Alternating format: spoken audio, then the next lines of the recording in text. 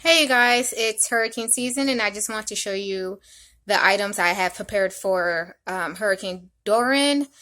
Here, this is of course charcoal. The miniature barbecue kit I have is inside now, but once the hurricane passes, it will be put outside. And this is the charcoal I will be using. Right now, you shouldn't have any patio furniture or any object that could be blown away shouldn't be outside. So right now the grill is indoors, but once it passes, again, it will be outside. Here's a little fruit snacks and, just little craving stuff. Over here, I have Aquafina, not my favorite, but Walmart is completely gone. I got 3 cases of this water.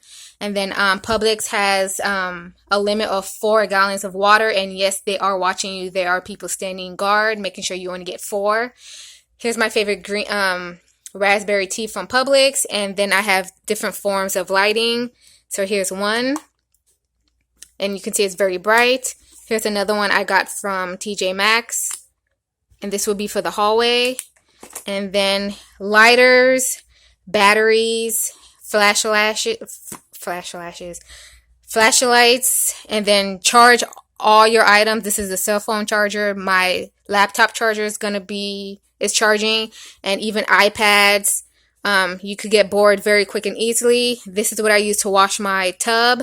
Your tubs should have been washed already. And this is for the toilet. Again, should have been washed with bleach. And the food you should have is stuff that doesn't need to be refrigerated. So stuff like tuna, bread. Unfortunately, if you already have eggs and milk and all that in your refrigerator, you're just going to have to use it up the day before the hurricane or the day after. Everything else, try to fit it in the freezer. I already have 3 of these waters in the freezer.